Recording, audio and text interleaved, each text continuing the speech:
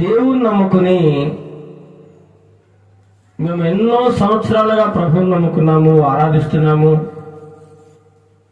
దైవ గ్రంథాన్ని బోధిస్తున్నాము అని చెప్పే దేవుని బోధకులే దేవుని శత్రువులని నేను అనడం లేదు. దేవుని యొక్క గ్రంథం చెబుతుందండి, దైవ వాక్యం చెబుతుంది. యేసుక్రీస్తు ప్రభు వారి యొక్క శిలువకు శత్రువులు ఎవరంటే అబద్ధ బాధకులు. ఎవరండి? అబద్ధ బాధకులు.